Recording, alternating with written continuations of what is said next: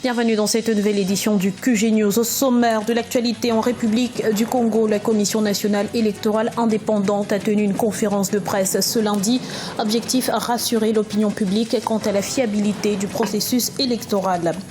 Au Gabon, l'Union nationale brandit la menace du boycott. Ses dirigeants ont décidé de ne pas présenter de candidat à la présidentielle d'août 2016 et appellent à la destitution du président Ali Bongo Ondimba. Et puis flash en fin d'édition sur celui qui se fait appeler le pharaon des temps modernes.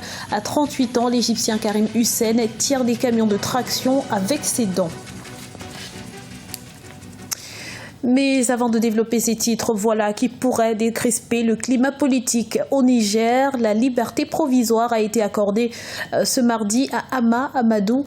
L'opposant était en prison depuis le 14 novembre 2015 pour une affaire de trafic présumé de bébés. Il se trouvait en France depuis 2 semaines pour des raisons médicales. Cette décision est un soulagement pour ses avocats qui avaient demandé la mise en liberté provisoire de leurs clients avant le premier tour de la présidentielle du 21 février 2016. En République du Congo, la Commission nationale électorale indépendante s'indigne face aux critiques de la communauté internationale. Face à la presse ce lundi, le président de l'institution a tenu à rassurer l'opinion sur la fiabilité du scrutin présidentiel du 20 mars. Les détails avec Deva Panso. La Commission nationale électorale indépendante veut laver l'affront face à toutes les critiques orientées vers l'organe chargé de l'organisation du scrutin présidentiel du 20 mars 2016. Au cours d'une conférence de presse qui a eu lieu ce lundi 28 mars dans un hôtel de Brazzaville, Henri Bouka, le président de la CNEI, a rassuré les journalistes que toutes les parties prenantes à cette élection étaient représentées à tous les niveaux. Quand vous regardez la manière dont sont nommés les animateurs de la Commission, à tous les niveaux de responsabilité, où toutes les sensibilités politiques nationales sont représentées, ayant un bureau composé d'un président issu de l'administration et proposé à la nomination par l'administration, un premier vice-président proposé à la nomination par les partis dits de la majorité, un deuxième vice-président proposé à la nomination par les partis dits de l'opposition, modérés ou radicales. Henri Bouka a également notifié à la presse que son institution ne peut pas cautionner les critiques venant de l'extérieur traitant la CNEI d'organe partial. La semaine dernière, le Parti socialiste français jugeait non crédible le résultat annoncé par une commission nationale électorale notoirement partiale. Face à cette déclaration, Henri Bouka s'est indigné de la réaction d'un pays ami du Congo.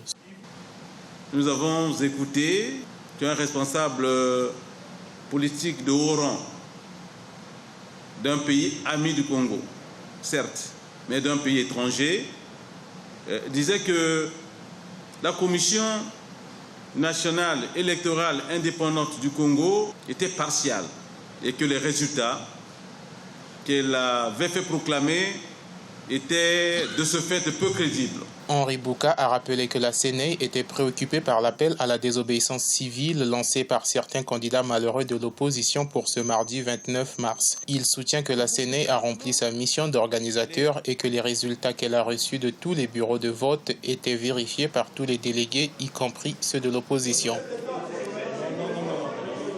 Une déclaration qui n'a pas convaincu l'opposition. L'opposition qui a d'ailleurs appelé, il y a une opération ville morte ce mardi.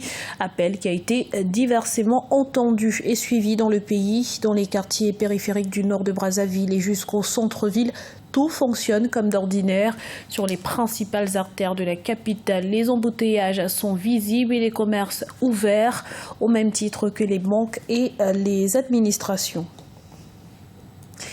La décision a été applaudie, mais on a surpris plus d'un dans les rangs de l'opposition gabonaise. L'Union nationale, réunie en congrès depuis le 25 mars, a décidé ce dimanche de ne pas investir de candidat à la présidentielle d'août 2016.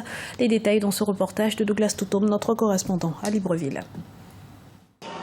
L'Union nationale, un des principaux partis de l'opposition gabonaise, a décidé le 28 mars 2016, au terme d'un congrès de 3 jours tenu à Libreville, de reporter la désignation d'un candidat à la candidature du front de l'opposition.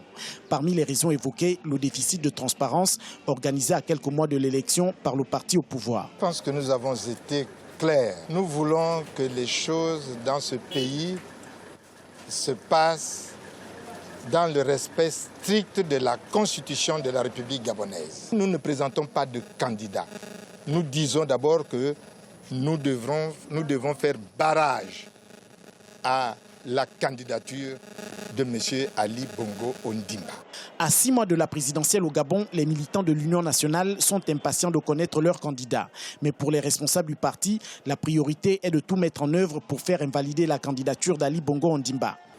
Nous estimons que, ayant posé sa candidature, nous devons d'abord tout faire pour que nous puissions faire barrage à cette candidature, parce que c'est une candidature qui est inconstitutionnelle. Le premier congrès de l'Union nationale a eu lieu quelques jours après la scission de cette formation politique de l'opposition annoncée par l'ancien secrétaire exécutif adjoint de ce parti, Gérard Ella. Rappelons que ce parti, créé en février 2010, avait été interdit par le pouvoir à la suite de la formation d'un gouvernement parallèle par André Mbobam qui s'était autoproclamé président de la République. Dans l'actualité également, retraite forcée pour une trentaine de juges en Égypte. Ils avaient refusé de reconnaître la légalité de la destitution de l'ancien président Mohamed Morsi, condamné à mort en première instance, comme la quasi-totalité des cadres des frères musulmans. Rappelons que 15 juges avaient déjà été mis à la retraite d'office il y a une semaine pour les mêmes motifs. Culture à présent, à quel point est-il fort? Karim Hussein, surnommé le pharaon des temps modernes, tire des camions de traction avec ses dents, avale des clous et marche régulièrement sur du verre cassé, laissant ébahis les habitants du Caire en Égypte. Corinne Kamdem. Karim Hussein, le pharaon des temps modernes. À 38 ans, Karim Hussein, dit le pharaon, ne cesse d'émerveiller les habitants d'Imbaba au Caire en Égypte. À côté de son exploit d'avaler des clous, des lames de rasoir et des verres, le pharaon est également capable de tirer des camions avec ses dents, manger de la viande crue, casser des briques sur son ventre et bien d'autres prouesses physiques hors du commun. Gloire à Dieu, je ne me fatigue pas facilement et je n'ai pas besoin de beaucoup de sommeil. Je n'ai jamais de rhume, ni de maux de tête ou des douleurs physiques. Au contraire, je suis en excellente forme et ma santé est bien meilleure que celle d'une personne moyenne. Je peux marcher 1000, 2000 ou même 3000 km sous un soleil de plomb et ne pas transpirer ni ressentir le besoin de me reposer ou m'asseoir une fois. Après avoir fait des tests médicaux, Karim Hussein et ses parents ont appris que cette capacité unique dont il est doté serait innée. En effet, il a été consulté par plusieurs docteurs après que ses parents aient constaté à l'âge de 7 ans qu'il mangeait du métal, des lames de rasoir et des pièces de verre. Quand mes parents ont remarqué que je mangeais du verre et des rasoirs et m'ont vu mâcher des clous de marteau, ils m'ont amené voir plusieurs docteurs et ont constaté que je peux digérer le verre et le métal comme n'importe quel aliment normal. Ils ont alors conduit plusieurs radiographies et des scanners et ont constaté qu'il y a des veines et des nerfs partout dans mon organisme que personne d'autre n'a. Je suis prêt pour n'importe quel test scientifique ou médicaux pour découvrir ce que j'ai. Hussein a transmis à ses fils ses capacités particulières. Ensemble, ils réalisent des prouesses hors normes, laissant leurs voisins et leurs parents stupéfaits. Ils souhaiteraient devenir célèbres et peut-être participer aux Jeux Olympiques afin de détenir un record du monde qui lui permettrait de faire un don à un orphelinat ou un centre anticancéreux pour les enfants. Ce journal a été réalisé par l'ensemble de la rédaction. Merci pour votre fidélité. Dans un instant, une nouvelle édition de l'actualité sur Africa 24.